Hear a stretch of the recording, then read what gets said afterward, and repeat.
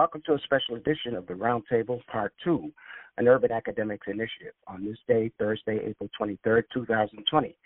Thank you for joining us as we are now into week 5 of the COVID-19 pandemic. Of course, my name is Andre Evans, and my special guest this evening is Miss Doreen Wade. She is the founder of the New England Informer online news magazine. And before I open up the roundtable, I would just like to add a couple of things. As we do every week, we start in alphabetical order.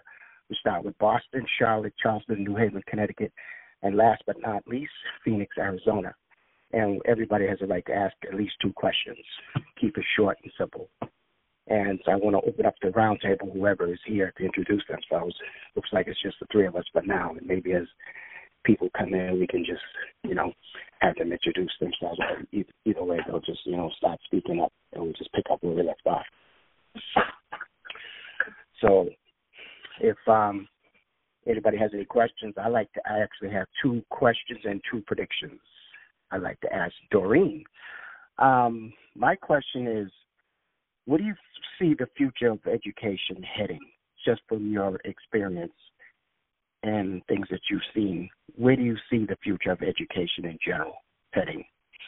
Well, ironically, I just had this conversation the other evening because I have a niece, I have a great niece, and I have a adopted niece that are all in college.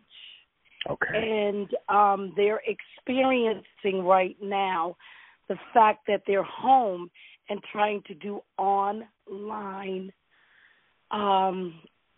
studies online. And it's actually, in some of the fields that they are in, it is actually not very successful.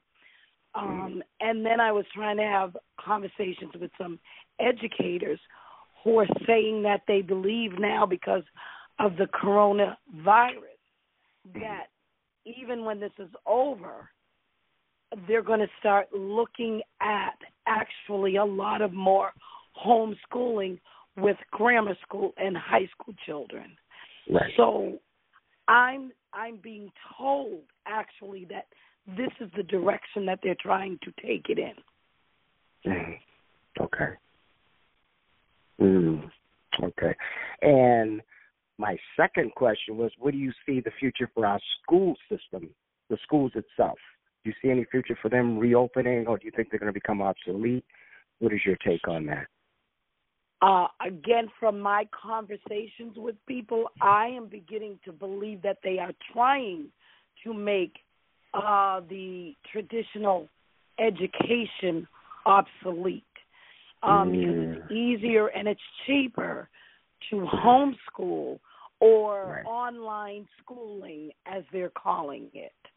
And I think, especially for the Black community, we need to watch how this actually is going to play out.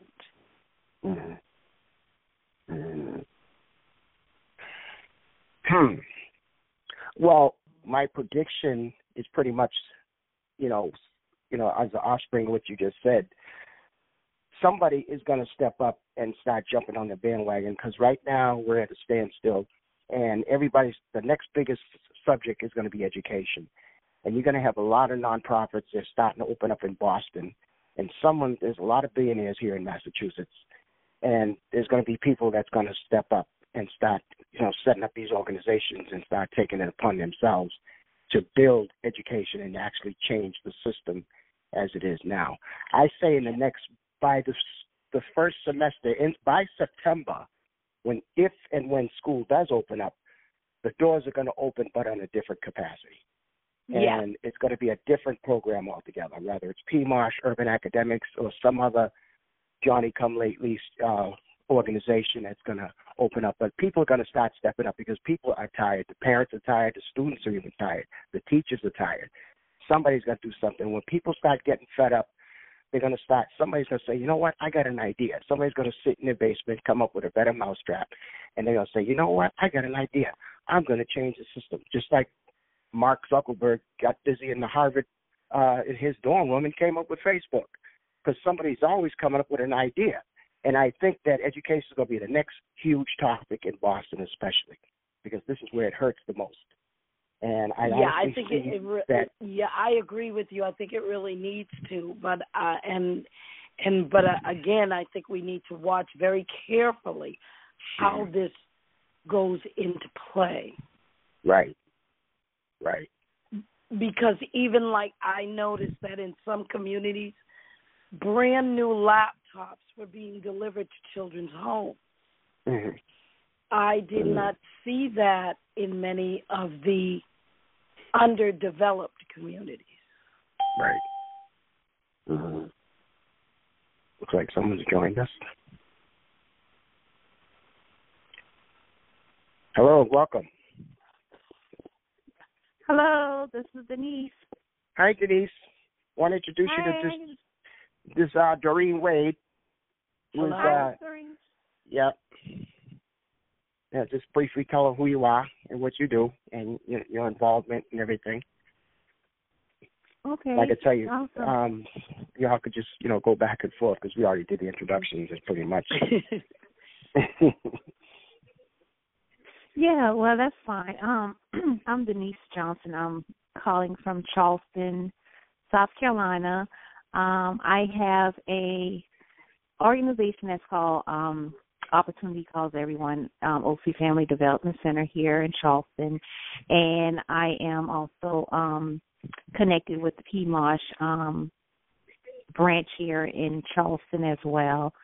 So I'm just ready to listen to the roundtable and get some insight and some informative information. And right now we're currently in the lockdown. Our schools have closed for the remainder of the school year. So just trying to find out exactly where the next light needs to be shined in this area. So we know everything that's going on. So that's about it.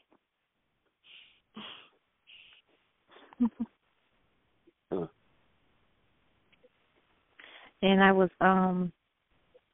so it's just us on the phone? Just us three? It looks like, just us, myself, Patrina, and Doreen Wade, who is the founder of the New England Informer, which is a news online magazine. I talked about her before briefly in the past few calls. Mm-hmm. Yeah, she's finally with us today. I remember. Yeah. Well, welcome. Thank you. Yes, ma'am. Yeah, we were just talking about the future of education and the future of our school system. And I don't know about Charleston, South Carolina, but that's a question I actually want to ask you. What is your take on the future of education and just coming from your perspective and where you are? Where do you see the future of education down there? I see it's kind of mixed feelings, even because I'm getting experience with my children and then as well as just the way that it's being conducted. I think if they had, they implemented what they had at the present time as far as the virtual, the online program. Right. In some areas, the teachers are actually, on the videos on Zoom and actually teaching the classes and giving them that online experience. And for me, I feel that, even if they had allowed the kids to go back just for safety purposes, I would have probably tried to find out or work a way that my kids wouldn't have been able to go back just because of, I wasn't trusting it. And then also just thinking about this vaccine that I think is going to be required in order for the kids to be able to attend school. And right. With me, I don't have, I'm not a teacher, right. but I do have, I've been preparing my kids for times like this as well, but then, I can't give them instructional, everything that a teacher would do as far as I can just give them my teaching method and try and research what would be beneficial for them, which, I think the Montessori setting is really great for my kids. And I think that should be something that needs to be in consideration as far as transitioning and not just saying, because here in Charleston we don't have no high school Montessori school at all in South Carolina, I think, but not here in Charleston at all. And I think that's awful, because, just doing my research, because I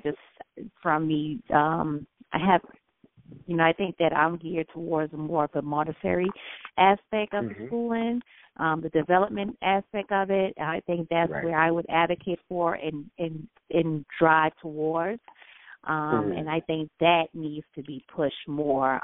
So because of just the way how the transition of the kids are being taught now. I mean, you can implement Montessori at home schooling, which would probably be more, I would say, enlightened instead of trying to get them in a traditional setting at a home setting, trying to bring school at home. I think that's, I don't think, that's where the line needs to be drawn. Okay. So that's where I'm at.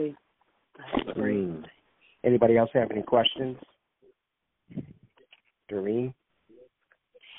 Well, I wanted to know a little more. Can you tell me a little more about the school system that you were just talking about? In Charleston? The Charleston? Yeah. Well, the one where your children go to. Okay, my daughter is in high school. She goes to Somerville High School, and it's not Montessori at all. Like I would want them. Okay. Yeah, I would want. That's where from just talking to everyone last week, and just when we were just talking about this whole education thing and about tutoring and everything, I just couldn't figure out where I was trying to aim and get directed to, but just being enlightened about Montessori and just doing some research and just I'm like, okay, that's where I think I would want, that's where I want to advocate, push towards Montessori. And then doing research, I was like, oh, Montessori, they don't even have a high school Montessori here in Charleston. That's bad, They only have about 4 Montessori. I mean, and you're supposed to give these parents options, and choices that they should be able to make here for educational purposes. And to say that Montessori, they have charter schools, high schools, but they don't even have a Montessori school that they can choose as a high school student. And that's more, that's hands-on, that's development, that's training, because all students are not college-driven, Some of them are not college-driven. And then we don't have those type of economic. They have taken home economics and economics out of schools. We don't have none of that here in Charleston as well. So I just think that there's a whole lot of work that can be done here in Charleston. But it's just, we just have to go on the ground and go to the proper channels and really let them know this is what's needed. Because if we don't have enough people like advocating for Montessori here in Charleston or advocating for anything here in Charleston, it won't be done. Now, how is your daughter handling online classes in high school? My daughter is we were talking about it today, and she feels that the work is just thrown to them. She feels like if they were in the traditional class setting, that for one, they wouldn't have as much work, because it just seemed like, okay, they're just shoving paper to them and saying, hey, do this, just to have them something to do at home, saying that is work, school work. So she isn't, and then she doesn't have any interaction with the teachers, like with Zooms or video or anything like that. Everything is just texting and a bunch of, instruction, direction. So she feels this way was kind of, push. So I think if it was like a gradual thing to her and it was more structure or more planned out, my daughter probably would have liked the experience better than what she's liking it now. Because we talked about homeschooling, but the way that it's being conducted right now is not like, she's not enthused with it at all. And I can understand where she's coming from, because I had the same conversation with my niece, and she is a fashion designer at a college in Massachusetts. And she said it's extremely hard because they're not getting any kind of tutorials or tutoring. So if you can't see what they're telling you how to design, and then they're telling her to design, and she's having problems getting it scanned and getting it off to them because not every printer scans. So she's becoming very disillusioned with her education during this period. And I'm just trying to morally and psychologically, when I call her, just try to keep her spirits up. But she's getting very depressed, and she's kind of wanting to give up. So that's another problem I have found with this situation with the education. And I agree, because I also have I have a college student as well. He's 19. This is his sophomore year, and he actually plays football. So this has a lot to do with them even not being able to train and be prepared for the following football season. And he had intentions on really doing well this season so he can transfer to another college. So this was a bit of an issue for him, and then as well as, the online, teaching as well. And then one thing is that he has a Nigerian teacher who's a foreigner who's in Nigeria, and trying to do videos and then, trying to teach him as well. And then he has another teacher that really wasn't doing much when school was there. So, all they're doing just shoving assignments, do this paper, do that paper, no kind of, direction, just like you say, no tutorial, nothing, just, hey, this is what needs to be done, get it in for your grade, and that's it. So, and Alan was not even near prepared as far as all these large other HBCUs or other colleges at all. Alan was not prepared for this at all. They're not even prepared during the school year, so they definitely wasn't prepared for this pandemic and this online. So it's very difficult, but my son is comfortable for being home. He'd rather not be at the school because, like I said, it has so many things that's going on with that. It's a small HBCU, and they're lacking so much, accommodations for the kids. But as far as, and then so that's trickling down to their instruction and their education, their work and everything like that. And that's what's going on now. But what's keeping him going is that, he got the football, and his teammates and his roommates are interacting and trying to continue to push and say, okay, hey, not actually give up on their schoolwork so they so they have a reason not to be able to play this fall and semester because they still have to have these grades. They're still getting graded, and they're getting graded on a harder scale. Mm-hmm. Wow. Good evening, everyone. It's Kay Harvey from Connecticut. I'm sorry for chiming in late, and I did catch the end of this particular conversation, and I just wanted to chime in. Two things. When Montessori was introduced into America, it was not introduced into the lower income communities. It came to Greenwich, Connecticut. And as many of you know, Greenwich, Connecticut is very wealthy. And that is not what Maria intended. That was not her intent. She started in the ghettos, in the slums of Rome. But it did, it came to America, and it came to the wealthy, and it remained within the wealthy communities for many years, many years. And it wasn't until maybe the 70s when it was because there was a movement, and then it died, and then it was resurrected back in the 70s. And when it was resurrected, again, it was not resurrected in our communities. And I forgot to mention last week when I was talking about my introduction to Montessori in New York City, it was African American women that were trained and certified and trained in the Montessori pedagogy and methodology. So that's what made me so adamant about introducing it into my community back in Connecticut or wherever I was going to land. At that time, I didn't know where I was going to land, and it just so happened to be Connecticut. And I said it would be in my community and I actually, when I got interviewed for our local newspaper, I actually made that statement. Oh my God, the repercussions and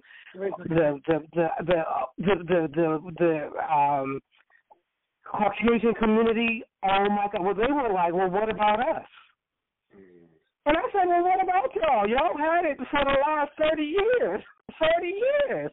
We didn't even know anything about it. And now because I want to introduce it to my community, you're saying that I was being not racist. They didn't call me a racist, but they basically might as well have said that that's what it was because my focus was people of color. And I just couldn't believe that they actually went there, but they did. And so I'm just saying this in response to your comment about Montessori not being in Charleston, or trust me, it's a hard nut to crack because even though we're here in 2020, it's still, believe it or not, it's still a hard nut to crack because folks want to be exclusive. They want to keep it in their community only. And so how dare you want to, try something outside of the public schools and the way the public schools have been teaching our children, which we see for our children, it takes a lot more. It takes a lot more because we don't have access to all the resources. We don't have access to horses and cows and, not in the city. We have to take our children out. We have to deliberately plan and think and do all of that. And so I wanted to comment on that. And then the second thing I wanted to comment about, the teachers were not ready for this virtual. I have a niece who is a senior here in New Haven, and she has been at a charter school all of her life, from first grade all the way through 12th at Amistad Academy. And it's supposed to be one of the best charter schools here. And when they started the virtual teaching, the young people they're using Zoom. She was telling me the other day, she said, Auntie, she said, the kids come on, like this one boy came on with no shirt on, not prepared. The teacher didn't know what to do. She was just not prepared, for that kind of presentation. And I guess she just figured that the students were going to, come online and, be dressed and ready for classes. And they're like, the young people are like, well, I'm home. I could just come any old kind of way. And she said it was such a distraction that the teacher couldn't even deliver. She said, she couldn't even, give us our lesson because she was so busy trying to get him to put some clothes on. and so I said, wow, what? No one prepared the teachers for what was going to be on the other end of those cameras. Wow. Yes. That's true. Now, Oh God, I'm coming in sort of last, but you gotta thank God I had it on mute, because when she said the last part about the boy saying, "Shoot, I'm home," she said homeschool, and the teacher froze. I cracked all the way up, but I was so glad I had it on mute. Oh God. Woo. Now this. Oh, thank you, God, for being here. Thank you, Miss Wade. Thank you so much for your time, for being here tonight. We're so grateful, so very, very grateful. We all have lots and lots of questions, and because you're in media, obviously you get more questions than the average person. You know what I mean? But I don't know how many of them are like specific to academics or education. So what we were trying to do, my PMOSH is an acronym for People Involved in Motivating Our Students Higher. It is an academic program that does tutorial and mentoring. Then it does a summer tutorial enrichment program like STEP, like go back, learn that year over, and get you ready because you didn't do so well last year. So we're going to go sort of kind of do that over real quick over the summer, and then get you ready. And then we have an arts education program. And so from there, I just kept, I knew it was time to expand because I was already in Charlotte and New Haven based on me being born in Charlotte and being raised in New Haven. So I've always been split between the two. So I love both places, and I still run programs in both places. Either one can have me whenever they want me. You know what I mean? Call me. You know what I mean? And I'm like, call me.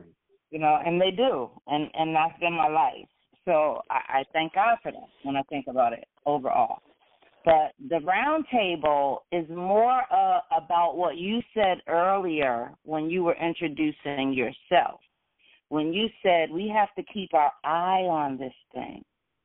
See, what I believe is that honestly, some people have theory about them, wanting everybody in the house, as many people who would, so they can put up the 5G, and the radiation might hurt some people, and those of us might be shocked full of radiation right now. We don't know.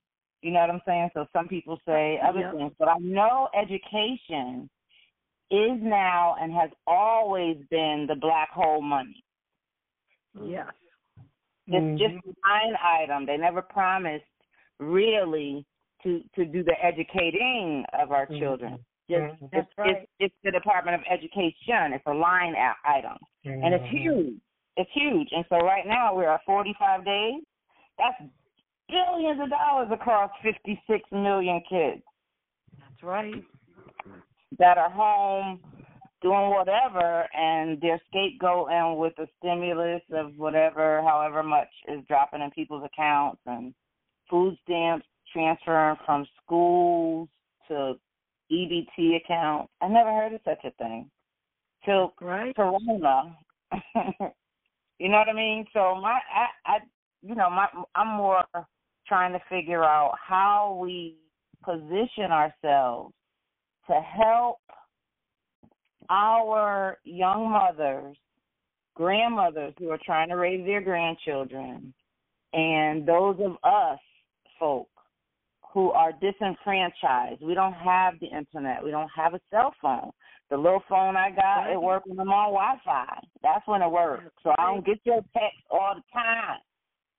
You know what I'm saying? How do we get the information to these folks as soon as we get it? How do we do that? Because they will react. They will act. Now, you got some things you have to apply for. So they go on national TV saying, oh, everybody can get an extra $800 in food stamps. But then you go try to call the number, and now you got 9 pages to fill out. Half of us give up on the first line. Forget that. If you're going to give something, give it. And that's politics. That's why politics sucks. And that's not a question. That's a statement. But I guess I'm supposed to give a question, so I will. I'm sorry. And then I'm going to go back on mute because they say I talk too much and I take over.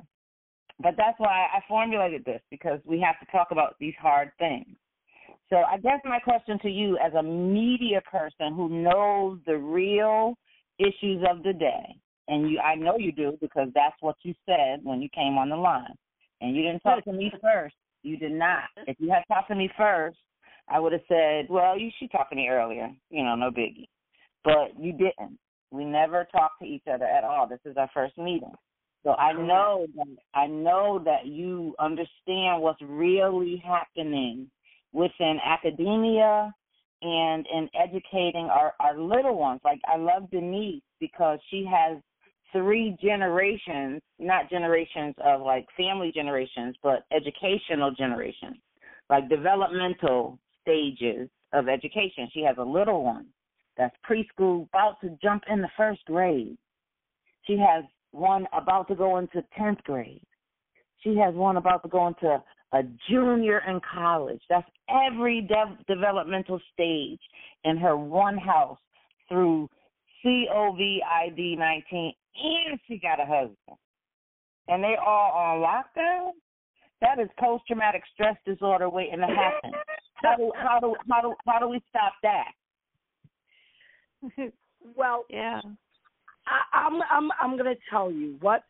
I woke up one day looking at all this, and I said, how can I use what I have to help my community? So the first thing I had to do was say, okay, I'm going to drop all the advertising costs because right now money is not what is going to help my community. What is going to help my community is when this is all said and done, what have I done to make everybody's life stronger? So what I've been doing is I've basically been reaching out to doctors, to lawyers, to teachers, physical therapists, exercise people, anybody who is black that I can reach out to. And I said, the one thing I want you to do is I want you to start sending me stories, start sending me articles. I will push everybody. I don't care if I get 1 million of them. Somehow I will fit them on my website. Because if we don't start educating each other on what is going on and how we're going to get over this hump, we're not going to get further. And as you said, how can we reach some people who don't have internet, who don't have the computer? And that's what I'm trying to do. You know the old saying, teach one, reach one?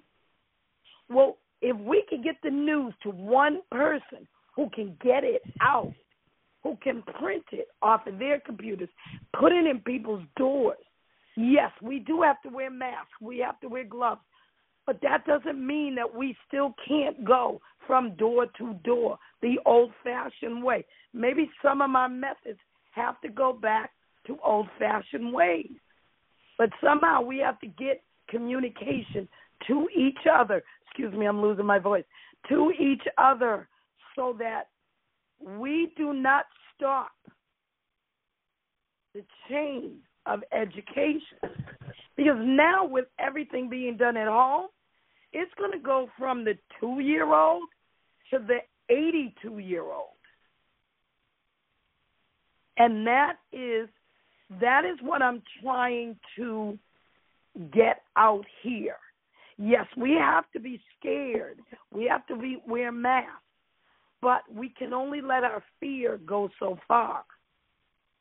Because, as I said earlier, if we're not watching how they're teaching our children, if we are not saying, as you were saying, to the young sisters, look, you got to live your life a little different now.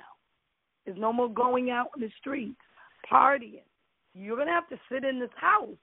So what are you going to do to better yourself while you're sitting in this house? We have to show them that if we don't educate our children, even if they're homeschooling them wrong, we have to step up to that game, and we have to fix it. So that means now the next generation has got to teach them how to teach their children. If we got to do it by phone, if we got to do it by text, if we've got to do it by internet, we have to do it. I'm not sitting here trying to preach. I don't want to sound like a preacher because that's not me. Andre knows that's not me. But lately, I have been getting into that mood because I'm getting angry. I'm getting angry every time I hear a young person say they are having trouble. Who is accountable to these teachers? We need to find that out. And if it's not the system, then it damn sure, it better be us. As mothers, as grandmothers, as aunts, we cannot say we're going to leave it up to them. We have to say we're going to leave it up to us. Well, I'll tell you what, I'll tell you this. They have been the ones who got paid for it, but they are dumping it in our laps. Yes, so whether we're ready for it or not, here it is, not here it comes. Right, here it is. To make them work. Not it's on its way. Here it is. Here it is. It's here. And make them work for the money they're getting. They're still getting paid. But our children are not getting educated. And I'm not saying this isn't happening to white families. It may be. But that right now is not our issue. Our issue is we want to maintain these doctors and these lawyers and these fashion designers that are coming up. My niece is in actually she's in Pittsfield. And I am trying to help and teach her through any means necessary.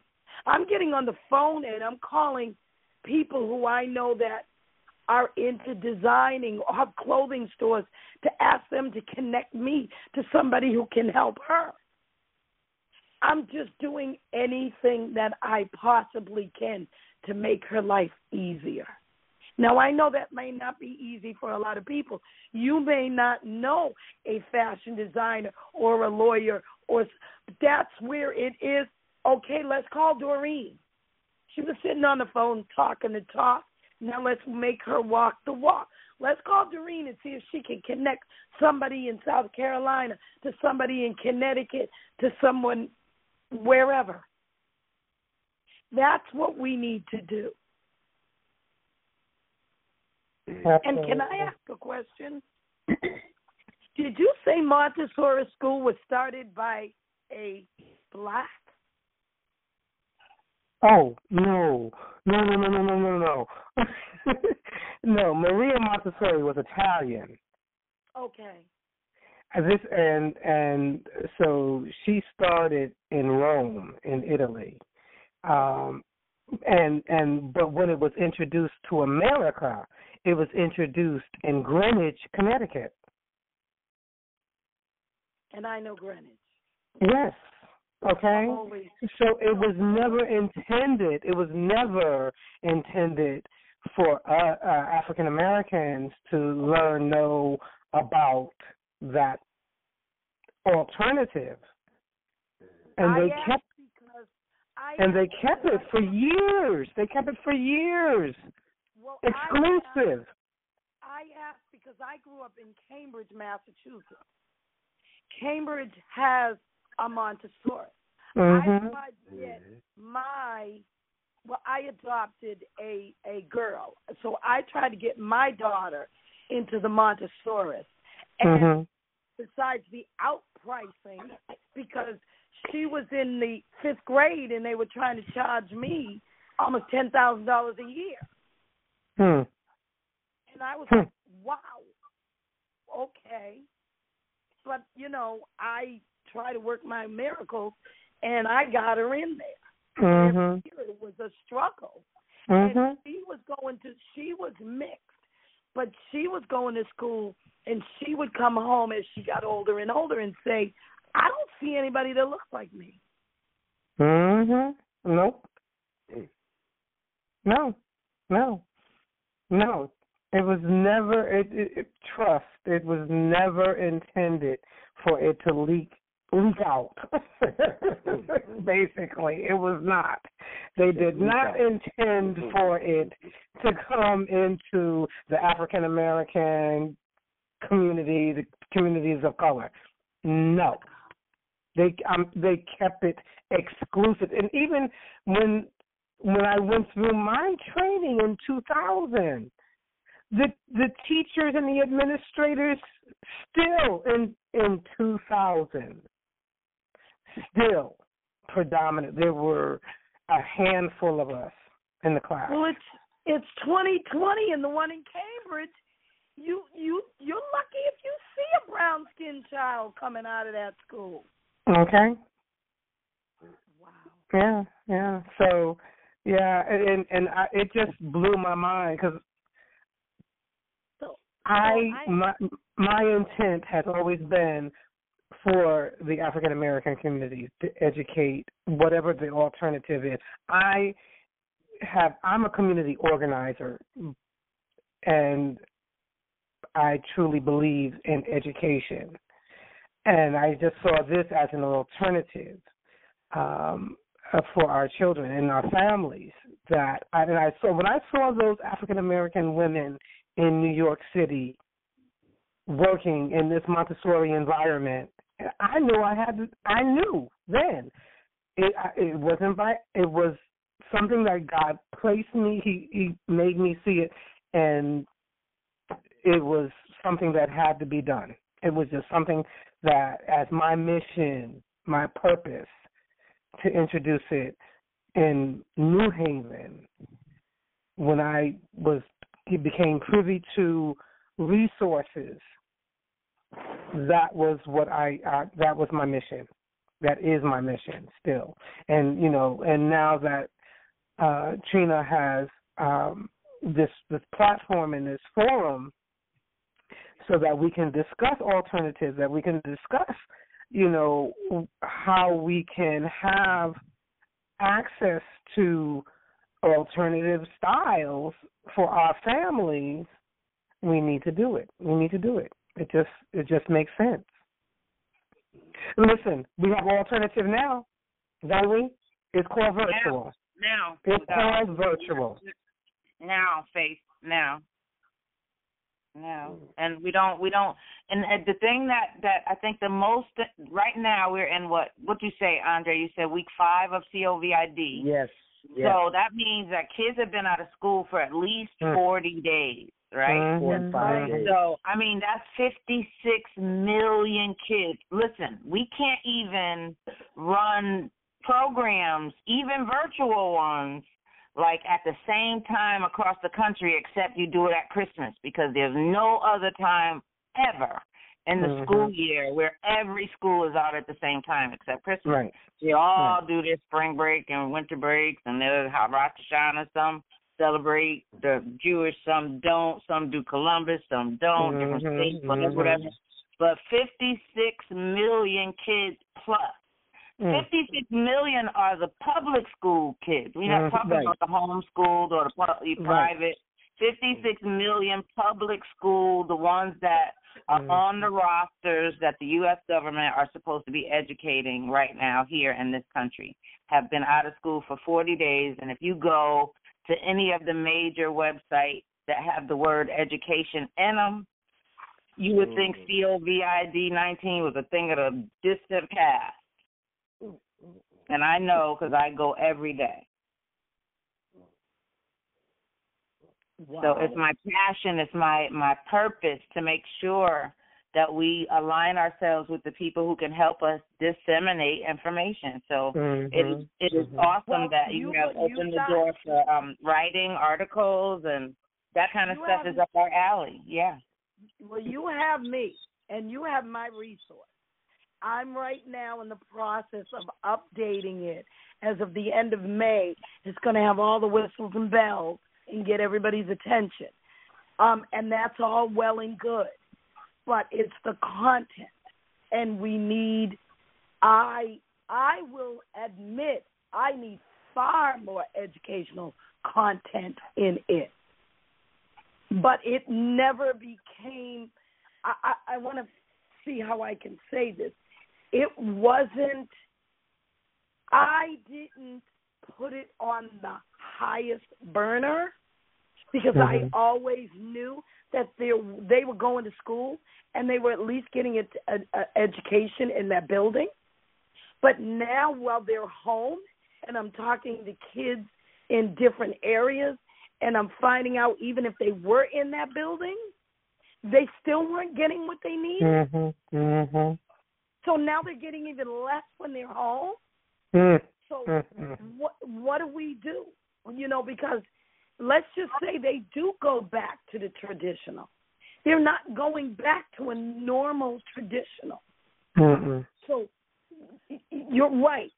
We do have to disseminate it, and I will work with some of the newswire services to start saying to them, instead of charging us $150 to get press releases out, you need to work with us and put those press releases out for nothing. Right. And get the 300 black newspapers across the country to start running these. Right. And if I have to go and find the 300 black newspaper companies around the country and do it myself and turn myself into my own newswire service, I will do that. Because what I'm hearing now is just got me riled up, which I don't need to be because I'm continuously riled up. I never rest. But this has become now talking to the kids and now talking to women of color, because, excuse me, I don't say African American, women of color, black women. Now it's become of greater importance. And I will make it my number one duty to start getting this information out there. And I welcome articles, stories, sending me people. I'll do interviews. You're right, we need to get the word out there.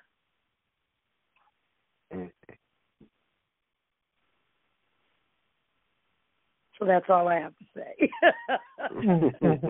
Yeah. Thank you. This is Denise. I agree as well that the information needs to get out there. I was thinking of some type of informative type of platform so parents can, we can educate and give the parents the alternative instead of saying, just like I said, they don't have a 6th to 12th grade Montessori here in Charleston. They barely even have a school from 6th grade to 12th altogether.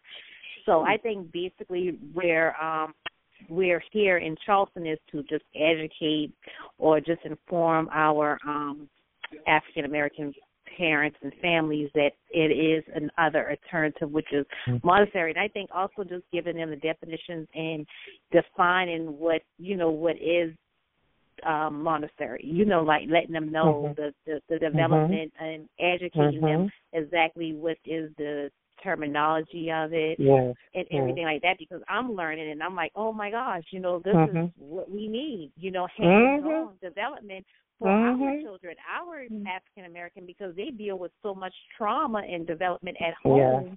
They need that one-on-one or just that soft, kind and not even like no grading scale or things like that could benefit them. And I just think as far as our parents need to be educated about Montessori, like letting them know, like that I think it's kind of standoffish, like, oh, it's too expensive or it's just a private or all they do is science, earthly things, or I don't think they really know I don't think so either. I agree. Yeah, I agree. Yeah. So I think the first thing is for us to educate and get some type of platform or get some type of movement that they know this is what it is and try and get it out there. Like just blast it. One of the things that I was interested in doing is compiling a list of African American women of color, people of color, who are trained in Montessori across the country. And so there was a young lady in Brooklyn that took the course what I did, and she was very, very much. And, time and life happens. And but one of the things that we talked about doing was first compiling the educators that had completed the training in Montessori and find out, just what their experiences have been, where are they being employed as Montessori teachers, and I'm quite sure, I'm quite sure there haven't been as many schools of color in that have started across the country. There are public schools across the country that have taken on the Montessori name, because the Montessori name. Anybody can start a Montessori school. Yeah. And that's the scary part. Anybody can use the name Montessori. You don't have to have not one day of training and open up a Montessori school. And that scares me. That breaks my heart, because I know what it takes to be a Montessori teacher. I know what it takes to be a Montessori administrator. And for that name to be just tossed around and then, what do you call it, when you add water to milk watered down. They'll take a little bit of this, they'll take a little bit of that, and and then call it Montessori. You can't do that. So I would love, matter of fact, thank you, my sister, as far as taking on the responsibility for getting the information and disseminating the information and knowing and stating what your purpose is. Here tonight that you just stated, you have just rekindled in me this conversation that I had 20 years ago about the Montessori movement and finding out, just where we are, where it stands across the country with certified, trained Montessori educators. So I'm going to take that on again. All right, thank you. Thank you, Trina, again, for this forum, for this platform. It's so necessary for us to have conversations about our community, our children, our families. I'm so grateful. Yeah, because just to shine light on that, again, because I think coming out of this, just like someone stated, that going back to traditional school is not going to be back to normal. Even us coming out of this quarantine is not going to be normal, No. So what alternative can we give our parents, me as well, the alternative to say, hey, what else can I do if I don't want my child to go back to this traditional setting of school? Is it charter? Is it private? Is it Montessori? You know what I'm saying? The choices that we have to have now, to let them know there is other choices that you all can make, because I know that I've been enlightened through this quarantine with education, about the educational system, even though I had a little bit of knowledge about it. But just right now, they all had failed big time. The proof is in the pudding now. You can see it on the wall. Any other time, it was like, they were hiding behind these different little things that they were doing, hiding behind, the paperwork or the backup testing or whatever that they can have. But now it's like, y'all don't know what y'all doing. Y'all can't know what you're doing, So having a different alternative, or having something else besides saying, hey, my child is going to school next year, and not having other different choices or things that we can have in place for different, families that may not want to go back to the traditional setting, that may not be able to adjust to what is going to be the norm now, because they may not even be there yet mentally, and physically. So That's all I had to say about it. But I'm behind everything. I'm ready. I'm charged, and I just think that it's just a turn now, and it's for the good. It's a good thing. Well, I like the comment about we should start a movement. I think it's about time that we started a Black educational movement. Everybody else worries about their children. We need to worry about our children. And I don't mean that biologically. I mean that we need to worry about all our children. Because if we don't, I'm going to tell you this. You don't have a choice. The choice is over. You don't have a choice. You don't have a choice. You don't have a choice. Listen, right while our eyes were closed and we were on vacation for 45 days, I promise you every law that could be slipped under your nose in the name of a stimulus check was stuffed down in there. And now the U.S. Department of Education won't be responsible for the educating of our kids. Now, see, this is what happens. They will write all this stuff up, right? And now if you go, I'm right here right now. I'm on the U.S. Department of Education's website right now, and they make it look like all this stuff they did in 2019. That's why it's COVID 19, because they want 2020 to be the year that wasn't. Right? So everything now has been rebooted back to 2019 because that's the year everything was ransomed. Yeah. Gotcha. Everything was ransomed. So they want to go back to 2019, and you can do some of it, but you can't do all of it. There's no way you can do it all. You can't capture it all. There ain't no way. But for education, I mean, they've already done what they're going to do. Yes. And what the law is going to do is not make the U.S. government responsible for what is happening now if we don't get the people y'all stood in line and voted for to do something. What are they doing on their day off while their check keeps chinking? Right. So why won't they tell us, like, okay, so you could at least put your name on this list. So I don't know. You know, they don't tell you anything because they don't care. They don't seek out information. They don't. You know, most of them don't even have children. The ones who make decisions about education. Right.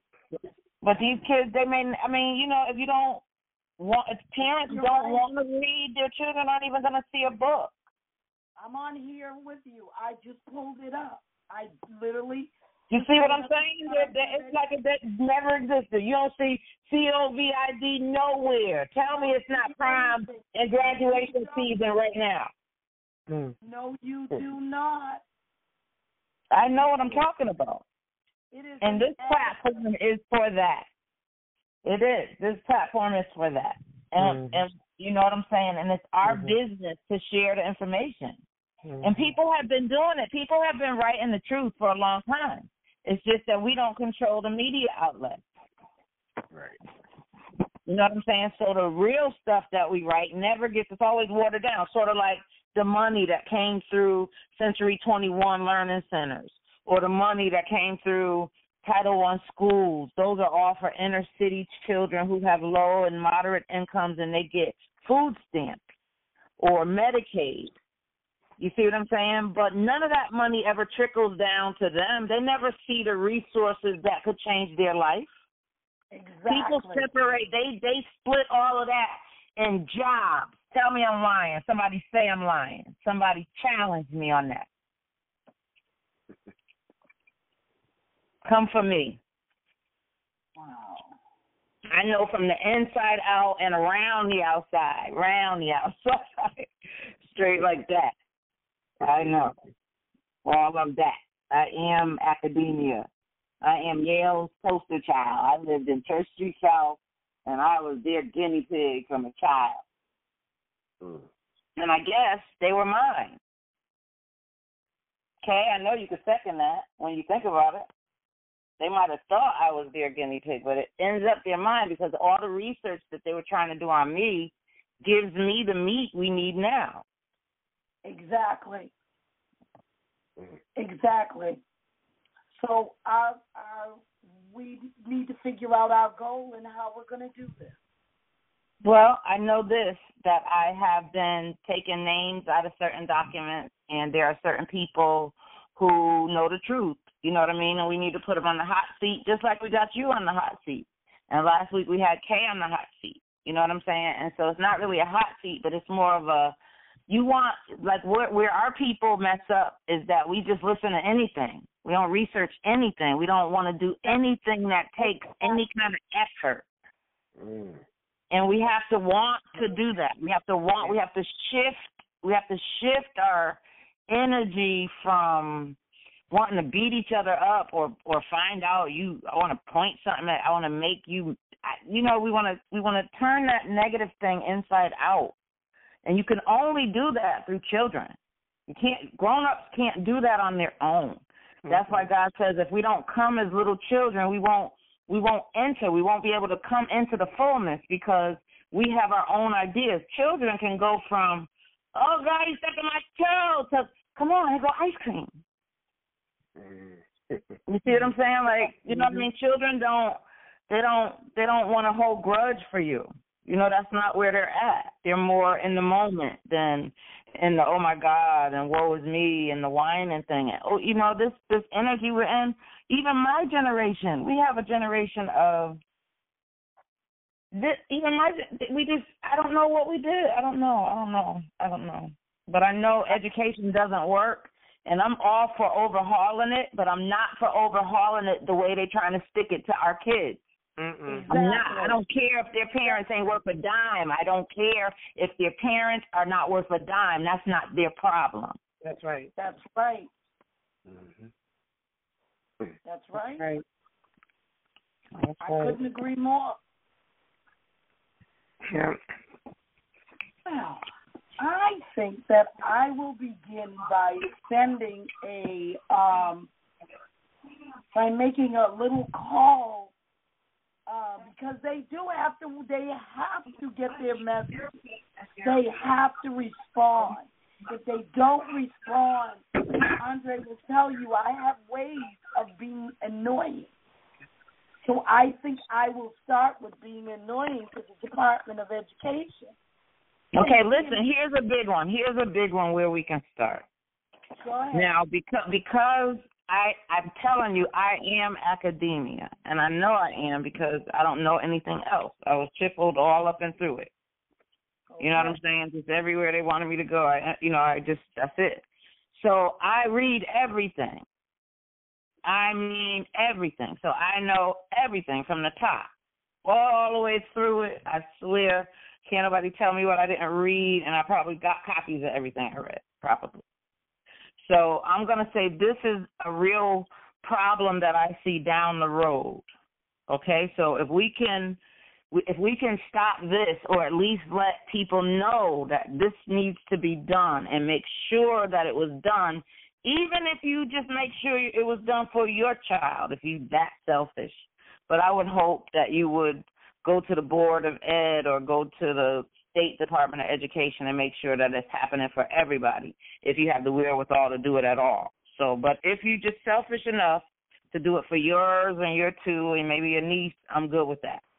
So in order for now, what's coming through the media is all the children that's in the 2020 year that didn't get a free pass. So those that are seniors are going to graduate because they're going to be passed along. So next week I'm bringing some seniors on the line so they can tell us how they feel about that.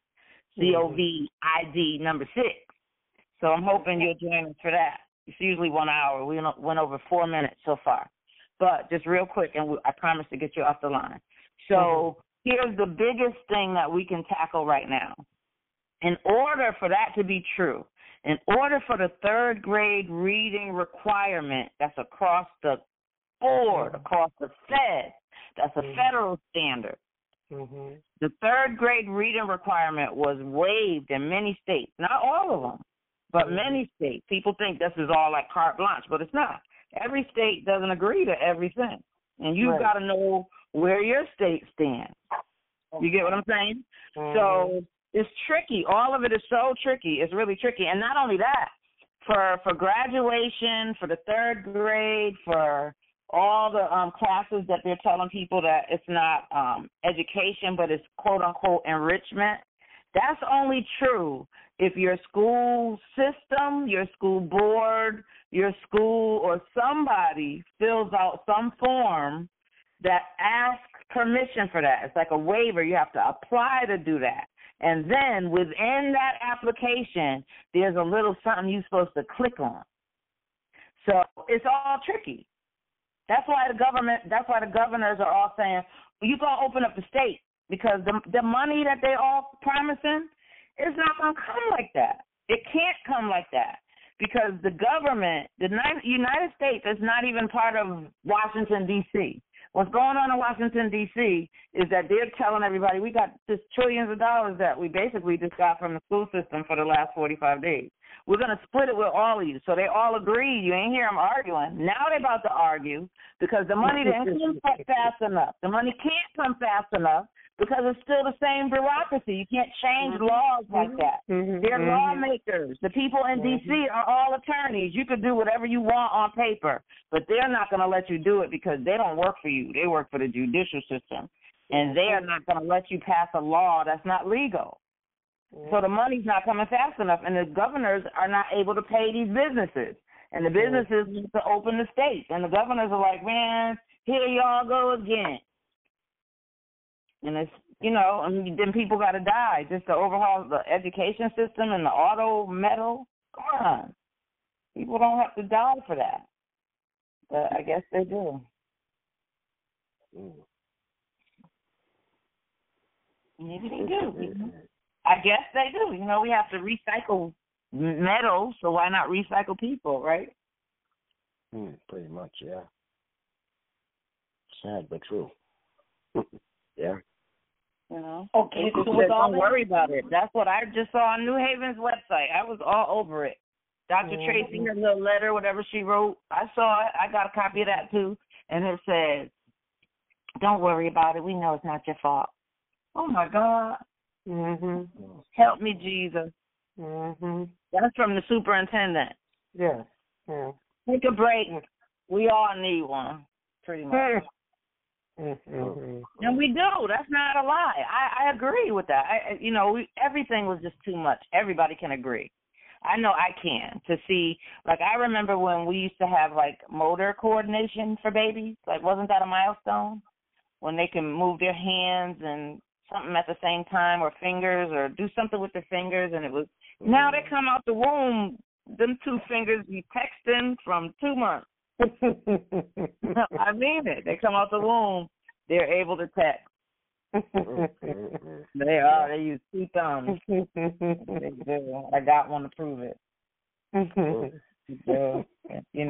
I know that they're genius babies, and the devil would have, excuse me for saying that, the devil. Sorry for those of you who, I don't mean to say it like that, but I mean that in the sense that,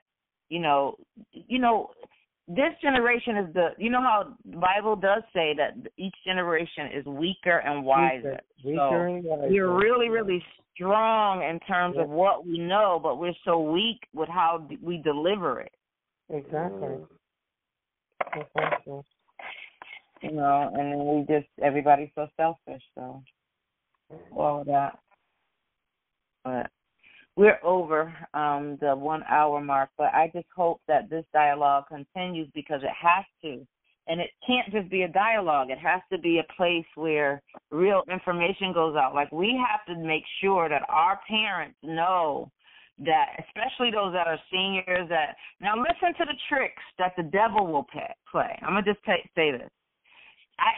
One of the young ladies that's coming on the line next week has a full ride to North Carolina A&T already. I've been working with her since she was probably 8, 9. You see what I'm saying? Went into ROTC right in high school, was a junior journalist, interviewed many mayors and governors, been all up in the governor's mansion, and, just was really a good representative of what we do. And now listen, if her mother decides that she doesn't make sure that this piece of paper was filed in her particular school. By the date it was supposed to be filed, and that little box was checked when they filed it, all her A and T dreams are gone. And that's what I want to stop. We got to nip that in the butt. We got to nip that whole, we got to get them to do, that can't be, you got to waive that. You got all these waivers for everything else. You can't make them jump through so many hoops and they don't even know where they're, like, if there's going to be tissue. Is it possible you could call me? Like, is it possible you could call me and discuss this a little more in depth? Because I'm really curious to understand what these forms are and what is required of these kids, and do the schools tell these parents? Hold on, I'll send you. It's just the saddest thing I ever saw in my life. It breaks my heart. And that's what this roundtable just started. But PMOSH has been around for years. And so PMOSH started expanding its territory into other states. And because we branched out into other states, I learned that different things, they were all different environments.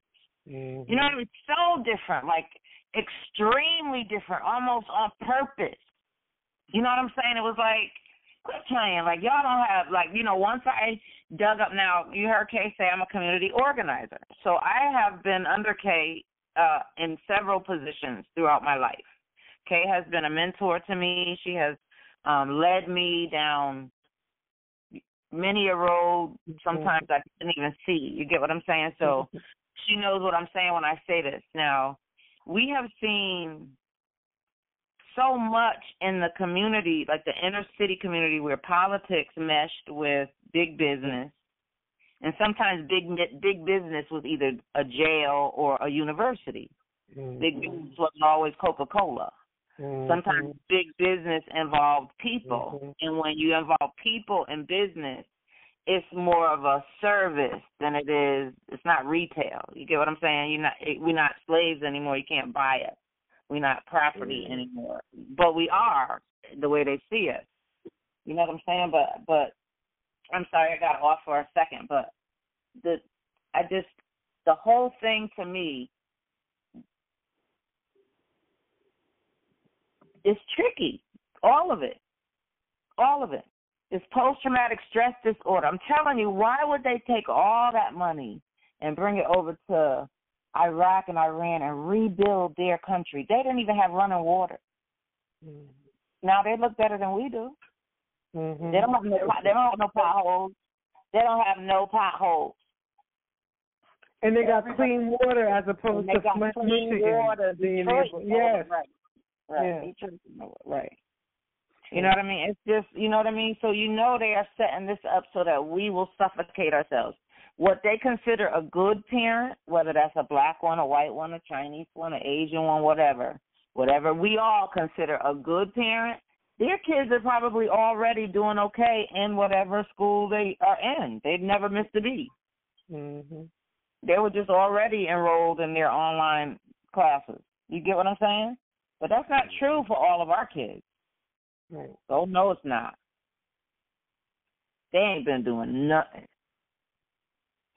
across the country. And we have to figure out a way to make the school systems pay. You know what's sitting in their banks if it wasn't siphoned out and went into the black hole by now? Nothing went on for 45 days. They got millions and millions of dollars just sitting there. And to me, that's the wealth of the wicked stored up. So those of us who are ready to receive children, let's get ready. And we're doing our work, Denise, in terms of the Montessori. We have the 501c3 already. And Kay, you can talk about that a little bit. We just had to make sure we had to go back and do some first works over, but everything is up and running, so we'll be moving forward very soon. Thank you for, Kay, you can speak to that a little bit just so Denise can get that question answered. Okay. So again, life happens, and when the one Montessori school, the Alexis Hill, when we closed in 2013, we kept our 501c3 status alive. And let me tell you how God works. If you do not submit your reports to the feds for the 501c3 every year, after the third year, you lose your 501c3 status, correct? Well, we were instrumental in making sure that, and I didn't even know this, but I did the report within 2 years. So we've been able to, so when I looked at it, when I went online to find out what the status for the Montessori school was, we were still active because I had done the report, not every year, but every other year. And so now I just owe for 2 years. And so the status is still, and see, again, you got to do your research. You gotta do your homework and find out. You just have to do it and stay on top of these things. Because if I wasn't, I would have, just let the federal government, rescind the status, and then have to start the process all over again. And they're not giving out 501c3 statuses these days like they were. They're not giving out anything. Like it's hard. Okay. Like yes. People who don't have passports may not be able to get for a while. You have to jump through a whole lot of hoops of fire now. I'm in the process of getting mine, and nowhere have I seen that documented. So I thank you, because I did not know that information. Yes. Just keep your reporting every year, because after the third year that you don't report, it's rescinded. And you won't know until you go and you try to solicit funds and, try to go for grants or whatever, and it's like, oh, you don't have that status any longer. So you must make sure that you are in compliance with them. And, and I'm talking about Department of Revenue. Not even the Department of Education. I'm talking about Department of Revenue. Right. That's for the Department of Education. A second place to think about is special education, where these children with IDDs and IEPs and all these plans that are legal documents every day that they've been out of school, the federal government is breaking the law. And what I just said earlier was that D.C., they're lawmakers, so they're lawyers. They don't want to be responsible for 56 million kids that didn't get educated. So you can count your bottom. You can bet your bottom dollar the laws have been changed right in your nose, right in your face. Because they know that there's lawsuits. There can be lawsuits against the federal government. There can be lawsuits. Of course, they're gonna be. Yes. But they won't be us. Who's gonna represent us? Of course there's going to be. Rich people all day. You better believe they're lawyering up right now. They're doing the same thing that we're doing right now. You better believe they're having these kinds of conversations. And they may not be 6 feet apart. Trust me, they are having these conversations and lawyering up and figuring out how they are going to sue the federal government. And guess what? We're not even going to be privy to the outcome of the lawsuit. Who's going to sue for us? What lawyer? What black lawyer going to take that on? Come on. What politician going to stand up and say, you wrong, you need to give them reparations. You need to pay all the parents for being teachers. You know what? We're going to wind up going to Rikers Island. Yeah, they're going to leave them there. They're going to be orphans. You got it. Our parents are going to wind up. Got right. Yeah. And those are going to be the new prisoners. They're letting the prisoners out now so that they can make way for the parents who are not. Yeah, and it's no fault of the parents because the parent doesn't have the information. So, right. No, but then they're gonna say, well, whose fault is that? I mean, we got excuses as parents. Parents don't make excuses. So you got an excuse for why you didn't educate your child, why you didn't call to school one time while we were out for 45, 60, 90, 170 days. You had 2 full summers and you never even logged on to the internet. Well, I don't even have a phone if I can't find the Wi-Fi. You know what I'm saying? They think everybody got what they got. Everybody does not. That's why I said we've got to make these teachers accountable. But how? We have to share the truth. Like, I know what to do. We have to share what to do. You have to make sure. I will say, that's what we have. That's exactly what we have to do. Exactly. We strengthen this forum right here. Yeah, we need somebody in every state so that they can get it to people like you who have a magazine online. So that's quick information. And then if there's a news wire, that goes further. So and then there are other outlets, but we just need to get people in different places because our people, like in Charleston, where Denise is. Yeah. When we first started doing the research on that area for PMOSH, which was just for tutorial and mentoring after school, before and after school, we weren't even for summer yet. This was for 2019-20, this year, this school year we're in right now. We were planning for this time last year. Everybody on the phone just about. So we're trying to get ready for academics. We knew the summer program was already pretty much planned, so we were trying to plan for back to school. So everything was all delayed. It seemed like everything was like slow motion or something. We knew something was coming up. Boston was out of school all those days for no real reason. Then we found out that they didn't really have a superintendent forever, like 7 out of 10 years. Like they have not had a superintendent in 10 years.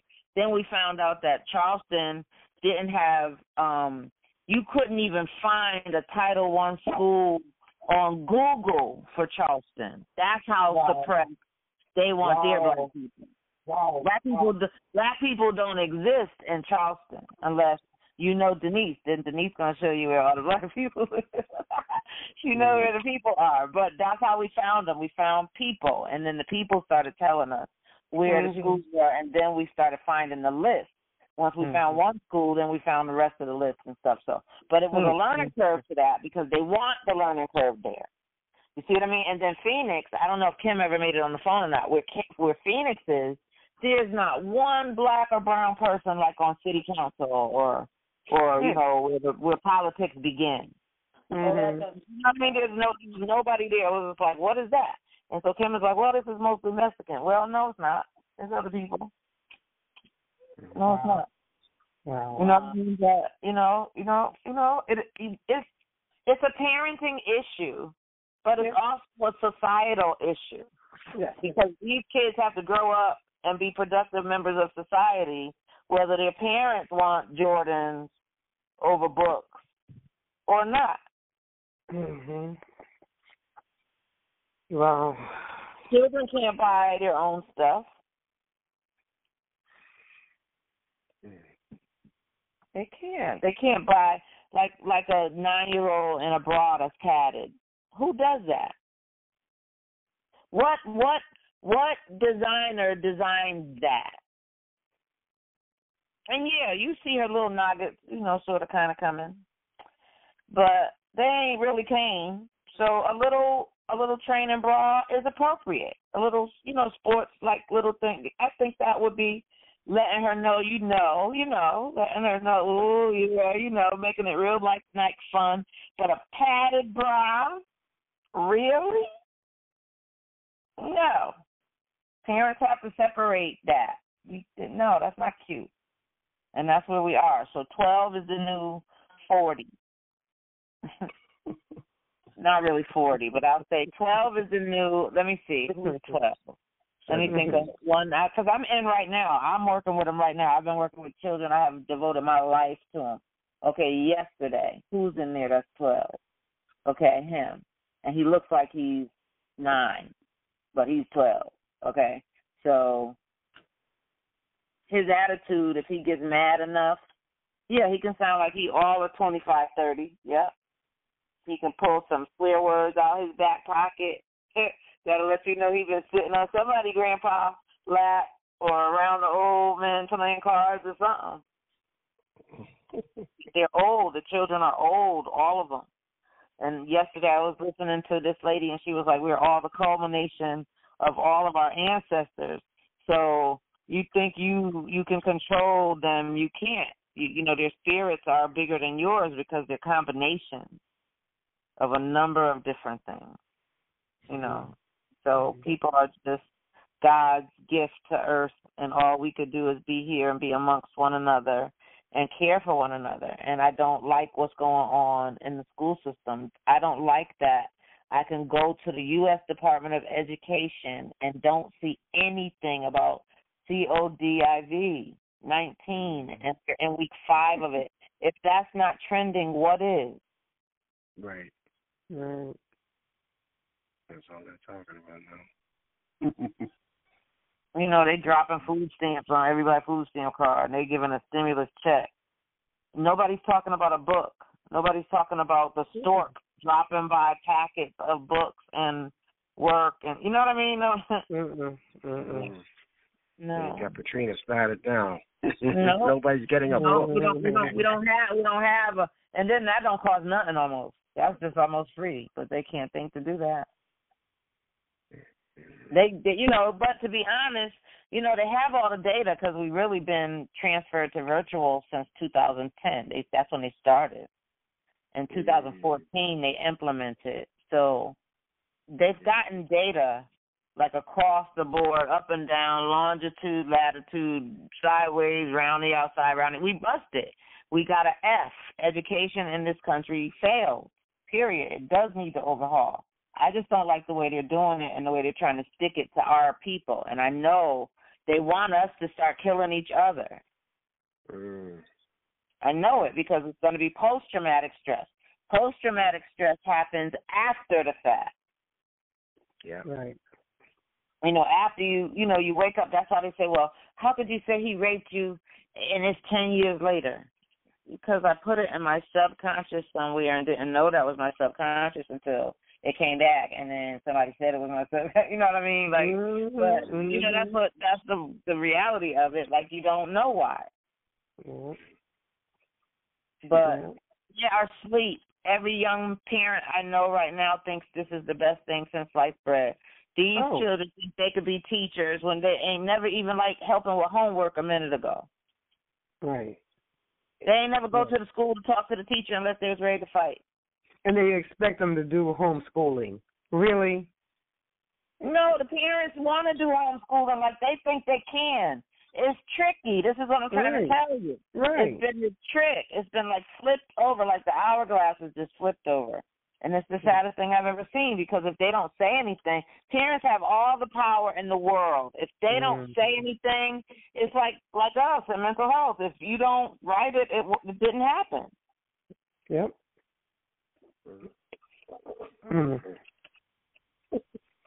Parents don't complain. Like even on New Haven, I saw. Now I'll give this to Dr. Tracy. She said email us, and she put everybody's email in there. Did you see that? Now these other school systems, the principals weren't as generous in giving out email addresses. I bet you they did that just so they can get the data on 12% of the parents called or text or ask the question. 12%. Yep. And that's generous. I know it's more like 7. And that's just off the top of my head, just based on just being in the environment. No real, you know what I mean? Like, it's just the saddest thing I've ever seen. And what's going to happen is you're going to wake up and realize that the babies that were in middle school now are now seniors, and they ain't been in school really since 7th grade. Mm-hmm. And that's what they're setting up. Yeah. Yeah. We have to go down. We have to be on the ground like war. Like demand the list of all the third graders. You know what I mean? We have to go into all of our 21st century Title I schools. I'll tell you what to do. I know what to do. We just have to have the right people to make it happen, though. We can't go in the middle. We have to start from the top. Mm-hmm. All of us are already in the middle. That's why we know so much. Yeah. And the bottom, that's too painful, and they make my head hurt. So, and the only people that answer questions are at the top, and that's why you're here, because we need you to know what's going on, and we need other people at the top. And because I read all of this stuff, I'm finding lots of people that are at the top. You know, and a lot of people that were a part of this transition into virtual education. And I am not opposed to virtual education, although I know that I think a combination of virtual education and socialization is necessary for humans. Yeah. It's necessary for humans. Yeah. Like as people, that's what we need. Like we can't really be our best selves if we don't have social interaction. So you can't take that away from people and think God is going to be pleased with that. So I know that's not going to happen totally. But I think what's going to happen is the most of the people that are going to be stuck in these God-forbidden, God-forsaken, garbage, broken window, no air, no heat, no resources schools are going to be our kids. And that is what concerns me. And I know if we put our brains together and get the right people on the line and a real plan together based on where we are in the different states, yes, we can do it. We can do it. But we can do it. We got to talk to politicians. We got to make them do what they say they do. If they're a politician in your area and they have the word education anywhere in their platform, bring them here. Mm-hmm. Bring them here. Okie dokie. I mean, that's how we change it, though. You know what I mean? Because they're the ones who, here we are in the middle of all the biggest change we've seen in my lifetime. Obama really started all of this, though. But because Trump is jealous of him, it's been magnified, and now it's been overkill. You see what I mean? So the whole virtual plan started in 2010. And I will send you lots of articles. Thank you very much. I sure will. Well, I will commit to finding out the platform for our congressional delegation here in Connecticut, and I have a relationship with Rosa DeLaura, so I can call Rosa and see her availability. I think I know our state legislation just I think they closed as of this week. What? But I don't know. I know the congressional ones. They're still going to D.C. But I will make that commitment to this roundtable, that I will do my due diligence and find out who I can bring to this forum in regard to finding out what their plans are, and that they can hear what it is that we want from them. So next week I'll have a report. Okay. I mean, before we hang up, just in a bigger roundabout picture of the COVID crisis, when you think about all the trillions and trillions of dollars that's just been spent to make sure the community is safe, the minute it was all divvied up, now we could go back to regular. You know what I mean? So I wonder if it was really about us being safe at all. And I wonder, if I just wonder if, right now. It never you know what I was mean? about Like us it's safe. almost in your face. Like, okay, now we did what we were supposed to do. We did what we were gonna do with whatever the towers, whatever the 5G, whatever the radiation, whatever we're gonna change in the schools, computers that was already in some, whatever we were gonna fix, all the stuff. We did it now, so we can go back. But we'd never missed an Easter before. And how do you get that back? You can't get it back. Shocked the whole community of people. Yeah. That is post-traumatic stress disorder. Tell me about it. I know. It was never about us being safe. That's post-traumatic stress disorder. Yeah. Because post-traumatic means it's traumatic afterwards. Yeah. It's not traumatic right now. Right now it's like, oh my God, we ain't have to do no hair, we ain't have to get no nails done, we ain't have to go get no dress. Ooh, I saved money, I ain't have to go nowhere. Jesus ain't mad at me because I got to do it because the world is bedside Baptist. But later on, that's when it comes back, and it's like, you don't go back to church no more. These are empty mausoleums now, or mausoleums now, just like the schools. They used to be churches, and they used to be schools, and they used to be libraries. And where does our information come from? Church, school, library. Or church, library, school. All closed. You can't find any of them open. Nope. And they're giving them $500 fines, fast as they can find them, trying to have a Bible class. That is, come on, they are giving them the $500 fine. Oh, yeah.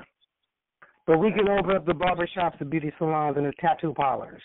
Right. Hello. And you're not eligible. You're no longer eligible for the grants that we're giving to the Small Business Administration. You can't get them now because we said you can open up. Ooh. Right.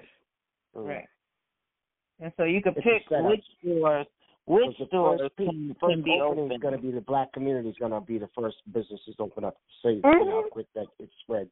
We're being set up, basically. Exactly. Those that can open up. Those that can open up. Right. Because they haven't made money in 45 days. Right. You're right. Yeah, they can't. They know they can't. So they're squeezing all the little people out, just like they did in radio. Just like they did in TV. And then they just sold all those fake TV stations that I got. The guy was talking about the FCC now all of a sudden, but he wasn't the first one. It was Nelly and another rapper that they got first because CBS, ABC and Disney merged, or one of them merged with Disney. Oh, yeah. And so it made them a conglomerate. They had to sell like 50 TV stations. So what they sold were those little hole-in-the-walls little stations and little tiny companies that just ran the videos. So none of the advertising came to them. Oh, boy, did they get rich off of black people. And that's that. What's that football or basketball player? He's taking them to court now, and the court heard them, but ain't nothing you could do. You bought the station. Oh, yeah. You should have did your diligence, is what they're going to tell him. You should have did the research before you bought them. But they should have made them give some real stations away at the same time. See, that's the same kind of politics that they play in every high place in this world. But I know in my heart of hearts that the wealth of the wicked is stored up for the just, and I know that somewhere God will say, you got to give back to these children. They haven't even mentioned them. The only thing they say about the children is how many are sick, or if some of them are sick. They don't talk about school. They talk about how you wash your hands, and you know what I mean? They don't talk about education. They don't talk about a book. They don't talk about it. If you don't go read about it, you won't know about it. If you don't go ask about it, you're not going to hear it. And now it's not even on the website. Go look for it now. You should have been looking in March. You're late now.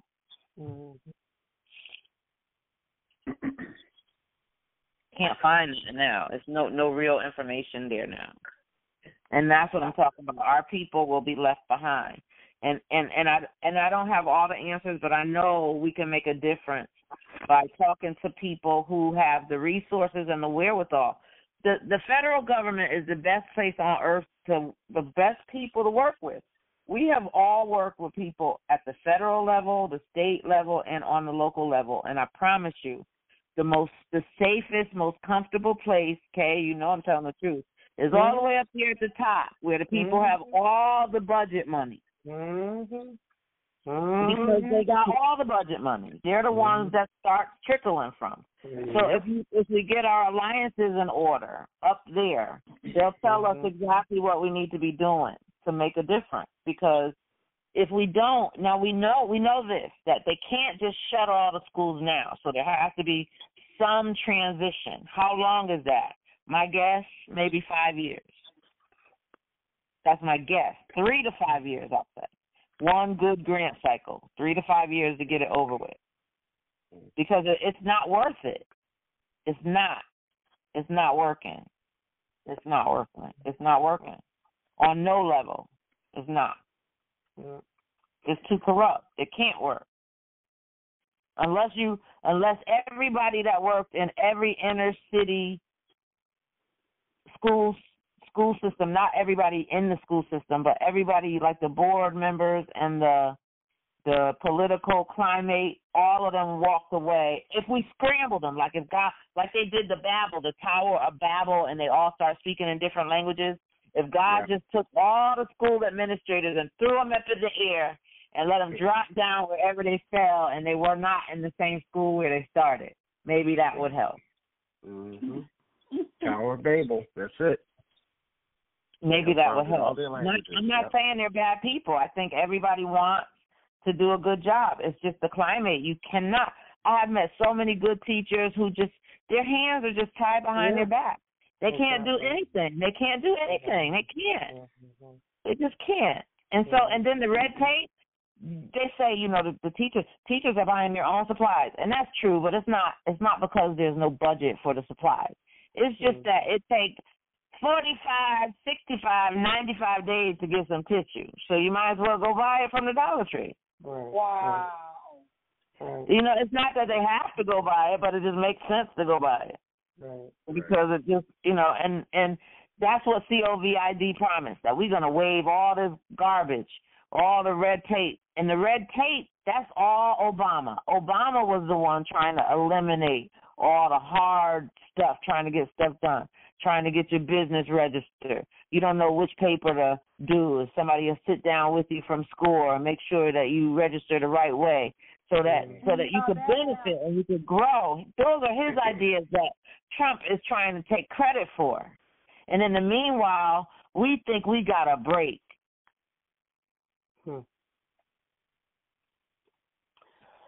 Well, my darlings, I must get off this phone because I do have one more phone call to make, believe it or not. Yeah.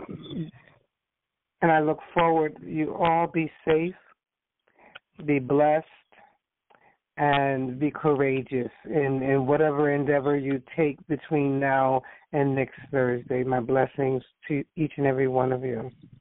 Okay. Well, that sounds like a good, hearty end of this conversation. And, Andre, this is your call, so you take us out. Okay. With all hearts and minds are clear, we're going to end this call. I want to thank everybody for being on this call, and we appreciate your input, and hopefully we can repeat next week. Thank you, Andre. Thank you. God bless. Thank you again, Doreen, for your time. I really do appreciate it. Yes. All right. Thank you. Thank you, Doreen.